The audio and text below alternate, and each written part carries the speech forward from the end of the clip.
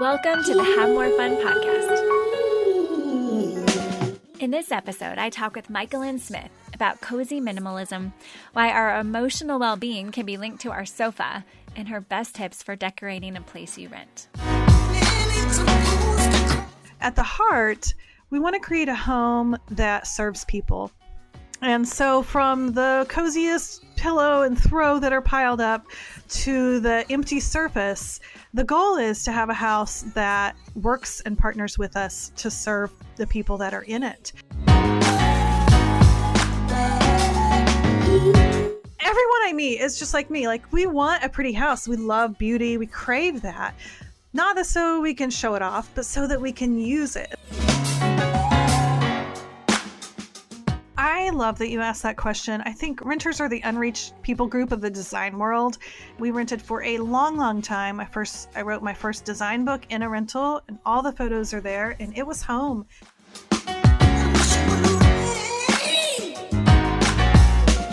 Nearly 60 years ago, Bennett Cerf, an editor and friend of Dr. Seuss, challenged the famous author to write a book using no more than 50 words.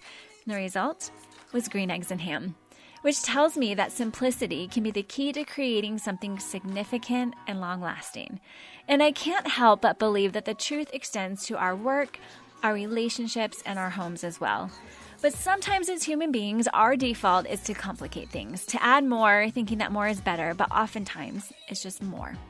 Nowhere is this more evident than in our homes. According to NPR, the average size of the American home has nearly tripled over the past 50 years. And even with the size of our homes tripling, the U.S. now also has over 58,000 additional storage units, which, to give you a frame of reference, is more than twice the number of Starbucks worldwide. And my guest today is interested in helping all of us recapture the joy and simplicity of making our spaces clutter-free, but also cozy. Because what she knows is that we as a culture own too much stuff, and studies say it's robbing us of our lives. The Daily Mail reported recently that over the course of our lifetime, we will waste a total of 153 days searching for misplaced items like phones, keys, sunglasses, and paperwork. And not to mention that the average American woman spends over 20 hours cleaning her home on a weekly basis. Which is why I'm so thrilled to talk to Myquillyn Smith about having more style with less stuff. Myquillyn's also known as the Nester because of her wildly popular website by the same name. She's a best-selling author, has been featured in Better Homes and Gardens, and has a new book coming out on October 23rd called Cozy Minimalist Home, where she shares tips for how to have a warm, cozy, inviting home without using more resources, money, and stuff than is needed. Which, who doesn't need some tips on how to make that happen, right? And so without further ado, here's my friend, Myquillyn Smith. Okay, Myquillyn. You have such a beautiful new book out, and in it you share about a new design goal that you developed, and it combines two of your favorite but seemingly opposite approaches. Okay, so I'm going to quote you. You write, "I want to live in a world where there is room for plenty, where meaningful collections are admired and loved and passed down through generations, where parties have oodles of hors d'oeuvres and piles of fruit and cheese on the platter, where there's more than enough room for me to find a seat and get comfortable, and where I can share that abundance with others.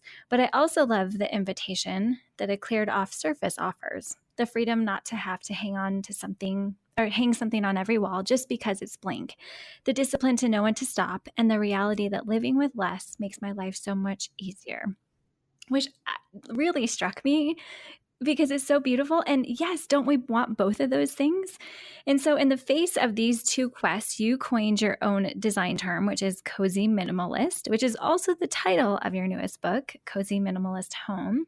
And so will you share about what it looks like to practice cozy minimalism? Oh, I would be happy to. In like the shortest nutshell that there is, the tiniest nutshell, cozy minimalism is a way to approach your home so that you can get the most amount of whatever style you love using the least amount of stuff. So it's kind of the best of both worlds, that cozy part where we have abundance and plenty and it's like super graceful and welcoming. You know, we all long for that. But I do think there's another part of us that like, we look at those minimalist blogs and we're like, oh, that looks so relaxing. That looks so inviting to me, like as a human person that has a chaotic house. There's something really appealing about the minimalist movement and the simplicity. And there's a lot of graceful people within that too. Just like I think about Joshua Becker and becoming minimalist, like it's a journey. And really at the heart of it, both things, whether we lean towards a little more cosifying and love those layers and storied goodness, which I definitely do. I love beautiful things, or we lean more minimalist and simple. At the heart, we want to create a home that serves people. And so from the coziest pillow and throw that are piled up to the empty surface, the goal is to have a house that works and partners with us to serve the people that are in it. And so that's the best part. It's Cozy Minimalist isn't like a specific style. It's more of a tool or a framework where we get to make decisions in our home of like what to put in there and what to use where. It's basically a step-by-step design book, all in the framework of getting the most amount of style with the least amount of stuff. And I love it. In the back, there were some pictures where you put together, like, here's how I decorated one room, here's the other. And it was like half the amount of things, but it was so beautiful and cozy, which was so inspiring to me. And you mentioned just now that making that shift from trying to make your home look better to trying to make your home serve better. And so will you elaborate on the difference there? Oh, I would be happy to. Well, I think a lot of us, I mean, really, that's where we are. I have never met anyone who's like, I want my house to look beautiful so I can show off and be featured on HGTV. No, like everyone I meet is just like me. Like we want a pretty house. We love beauty. We crave that. Not so we can show it off, but so that we can use it. And so, my goal in everything that I do in my work is to help women create the home they've always wanted so that they can use it the way they've always dreamed. And that's the aim. It's like, well, how are we using our home? And if we're not, why not? And I definitely found that a lot of my online community, we're not using our home because it's not ready yet, or because we're preoccupied with it, or there's something that feels off and we hate our sofa, so we don't feel comfortable volunteering for the baby shower. Or when we do, we're like super preoccupied with the fact that we hate our sofa, that we can't connect with people. And that's not good. I want to help people with that. And it doesn't mean you have to go out and buy a new sofa, but there are some small things that we can tweak and decisions that we can make in an order that that's like best practices to make these just decisions in your home. You don't have to be born with a decorating gene or extra creative. It really is about making decisions based on what you have and what you need, how you use your home in a specific order that will help you not really make maybe some mistakes that you've stumbled on. Because I think all of us, like, I know I've like looked at my mantle after maybe decorating it and thought, okay, I like everything on my mantle. I bought it all. Like I like them individually, but when they're all up there together, I hate it. Like it doesn't look right. And I have no idea why. And I don't know what to do. And I know for years, like my only solution was like, well, I guess I need to buy more stuff. And I believe that that's not always the solution. Sometimes we need less stuff or different stuff or bigger stuff or whatever it is. I can help you figure it out just by using the little Cozy Minimalist method. Brilliant. Okay, you mentioned sofas, and you have a lot of thoughts about sofas and our emotional well-being. And I appreciate the importance of this topic, friend, because one of my favorite places to sleep when I'm having a hard day is on the couch, because there seems to be something so nurturing. I think it probably takes me back to elementary school when I was sick and my mom would like feed us tea and toast until we felt better. Yes. But what tips do you have on finding the perfect sofa? Well, I think you touched on something so vital, which is like, we think of our sofa when we were children, like we think back to that. It's such an important piece in our home that it feels kind of daunting when it's time to make that sofa decision. Whether you have a huge budget or hardly any budget, it still can be terrifying to buy a sofa, because for many of us, it's like the biggest purchase in our home outside of, redoing a bathroom or something that we don't want to have to rebuy in a few years. And I will be the first to admit, I have purchased a sofa and hated it the next day. And that is the worst. That's everyone's fear. So I will go before you and let me do it.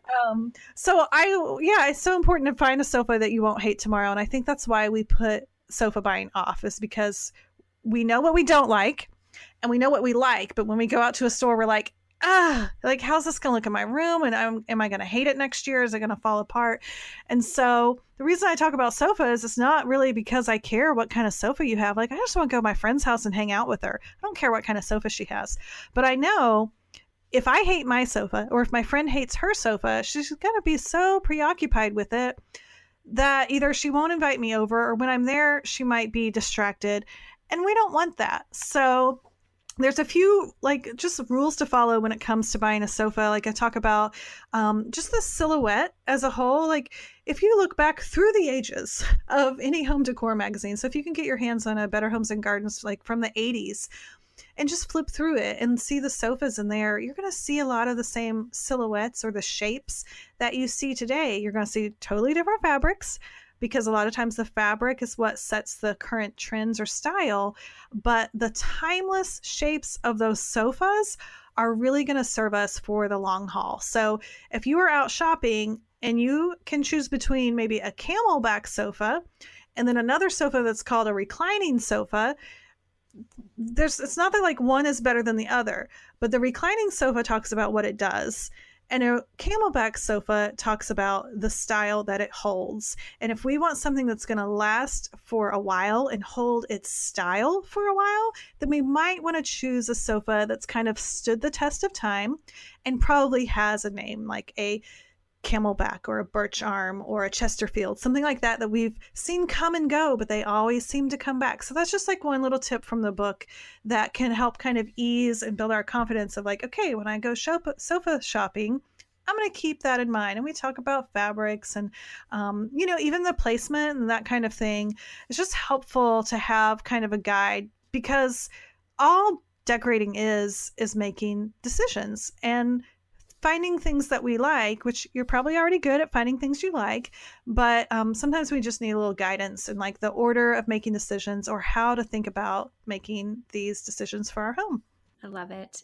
And I like how practical it is. It's not actually even about the sofa. It's about how you're relating to the sofa and the actions that are a result of that. Like, if you're preoccupied with it, then clearly that's not serving you well or serving the people that are in your home well. So I think that is so wise.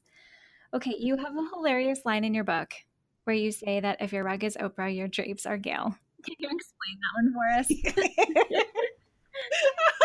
It's a little out of context, but yes, I totally believe if your rug is Oprah, your drapes are Gail. I just wanted to drive home the importance in a room. Because just think about it. Okay, if you're going to have an Oprah piece in your room, it really is your rug. Getting the right rug in a room and it's more about the right size. I'm not about you have to find the perfect one rug in America that's going to work. No, it's really about getting the right size rug in your room and then also getting the right size drapes and hanging them correctly. It is not rocket science. It doesn't have to be scary. If you do it wrong, you can take your rug back. If you hang your drapes wrong, you can rehang them. Nothing is going to ruin your life. But a lot of us have rugs that are too small, and a lot of us have drapes that are too short and hung, hiding that precious natural light at our windows. And so to drive home the importance of getting that rug, the right size rug, and getting the right size drapes. I called them Oprah and Gail because they do kind of work together. I think we see our room, and if we don't like it, if we're unhappy with it, we're like, oh, I got to start all over. But most of the time, that's not true. A lot of times, maybe we just need to change out the rug, and maybe we can shop the house and find the right size rug in another room, or go to IKEA and buy a pair of $40 drapes and totally change the room. I mean, it's amazing what some little changes that are done correctly can do to your space. So our rug and our drapes are BFF, and they can change the world essentially together. Okay, like it. Okay, so I have a question. Before you bought your current house that you're in, you rented for a lot of years. And so do you have 3 best tips for anyone out there who's renting right now and maybe feeling constrained by not being able to do all the things that they might want to with their space? I love that you asked that question. I think renters are the unreached people group of the design world, and I hate that. We rented for a long, long time. I wrote my first design book in a rental, and all the photos are there, and it was home. It's where our kids have their childhood memories. Like, I have such fond memories of it, but I also was a little bit discontent because I wanted to buy my own house so I could, redo the floors or whatever it is. But there's so much you can do in a rental. First of all, I would say don't put off just doing the basics, because a lot of times when you're in a rental, I know for us, at least in our situation, there were a few that we were only in for a year. And if you're in a rental for a temporary amount of time, it's tempting just to be like, oh, forget it. I'll hang I'll hang that canvas later. But the thing is, if you wait 2 months in a rental before you hang the canvas, that's like, whatever. What is a percentage of 2 out of 12 months? Whatever that percentage is, it's kind of a long time. Yeah. And so if you add that up over a couple rentals, it's like you're spending like a tenth of your life with stuff on the floor that's not even hung. And so I would say, like, get to hanging your stuff, hang your drapes, hang your stuff on the walls. Like, go ahead and do that in your rental, even if you're only there temporarily. It's going to make a difference in how you feel. Another thing in a rental, I would say, you want to invest in things that you can take with you. And that even means, like, you can go ahead and get your Oprah and get your rug on your floor. Even if you have carpet, you can put, your rug over your carpet. I know a lot of times I would be frustrated with the flooring choices and couldn't do anything about it. But investing in a rug that I could take with me was a little way I could take back control in a rental. And then another thing I did, in our last rental, we were there for 5 years. And so I think after the first year, I was like, forget this. I'm changing out the light fixtures. So we just took a day. I made like my husband's favorite meal, because light fixtures are one things. I do not do electrical work, but my husband is happy to hang a light fixture as long as I'm like really happy about it. And it makes, he wants to make me happy. So I just go overboard in like the happiness factor and let me make your favorite dinner. So I had like 3 or 4 light fixtures. He would take down the old ones. I would put them in like a really big trash bag and label them. We put them in the attic. And then I think I just bought stuff from like thrift stores that I liked better. So we hung different chandeliers in 3 or 4 of the rooms. And then a few years later, when we moved out, we just switched them out. It was no big pain. It might have taken him like 2 or 3 hours. It made the difference every single day that we lived in that rental. Like, it was one of the most worthwhile projects. And again, made me feel like I could control something in a house that wasn't mine. And so that was so worth it to me, and something I wish I would have done in previous rentals. Okay, I love that, because so often it feels like this huge daunting task, maybe to switch out light fixtures. But 1, you're saying it's not. And 2, you get to enjoy it for so much time instead of looking at it every single day thinking, oh, that is the ugliest light fixture ever. Yes. So, yeah, brilliant. Thank you for empowering every renter out there. Okay, next we need to talk about something only because I'm very curious about it, and I'm super interested in what you said in your book about how you hate feet. Oh, well, what's up with feet? What's the deal? Well, do you like feet? I mean, they're not my favorite. In college, I had this one girl who lived on my hall who would come and sit on my bed after like her soccer practice in her bare feet. Yeah. And they were sweaty and gross. Dang. And she'd like prop them up on my pillow. And I'm like, really? Oh, gosh. That's really disgusting. So I get that. I'm there with you on that one. Okay. Well, mine goes further than that. Like, I don't want to see people's toes. Okay. Let me tell you the worst thing to open up Instagram. Like, oh, I just ate dinner. I'm going to open up Instagram and I see some weird toes on the beach. Like, I don't want to see anyone's naked toes ever. Like, it's not that it's feet. Like, you can show your shoes. There's just something about seeing people's toes. Like, that is way too personal. I feel like they need like a strip, like a censor strip, like you would put over boobies or something. Like, put that over the toes, because that's like vulgar to me. I don't know why. I can't explain it, but I can't stand to see toes. I love like that kind of stuff. Makes me so happy to find out about people. It seriously makes my day. Okay, but will you wear flip-flops? Well, I do. Like, it's out in the wild. I'm okay if people show their toes, but don't take a photo. Don't feature your That's toes. fair. Like, don't take a photo and put it in my face, because then I'll have to unfollow you. Okay, that's hilarious. Okay, my favorite question to ask my friends is this. What is the best advice you never got? Oh, dang, that's a great question. Oh my goodness. Well, you gave me this question earlier, and I still haven't thought of like the ideal perfect answer. So the only thing I came up with are the three things that I have on my wall that was advice that I gave myself this year that I wish I would have given myself a few years ago. Especially at first, I gave it to myself in the spirit of thinking about our fixer upper, and they were like just three little lines. The first one is, it just says, first, do what you know. Then the next line is finish what you started. And the last line is use what you have. And at first I was like, that's my mantra this year for our fixer upper. Like, we're going to do the things we know how to do. We're going to finish things that we started because we have some undone projects. We're going to try to use what we have. But over time, that has really guided me in my business, in my work life, and just other things happening around here. Like, I just have that. I don't have very many words around me in my office. Like, I think that's distracting. Never had one of those people with like a pin board in front of me with like every strip of fabric. Like, I need really blank walls so I can create things. But to have a few sentences, like to remember to just first focus on what I know and finish the things I've started and use what I have. Like, it's guided me in so many ways. I wish I would have told myself that a while ago. Such good advice, and so universal. Like you said, it like just transcends all the different areas that we live in and the different aspects of being a human being. So I love it. Okay, last question. Can I ask you what yours is? I want to know what yours is now because I'm super curious. Yeah, so my answer would probably change on a daily basis. My answer today would be to do it anyway. And what I mean by that is there are so many days in my life where it's like, I don't want to play with my kids in the ocean because I'm insecure about my body. So the answer is do it anyway. Or I don't want to go to therapy, even though I know I need to because I feel like people are going to judge me. Do it anyway. Yeah. So that's the one at the moment that I would say. That'll preach. That's awesome.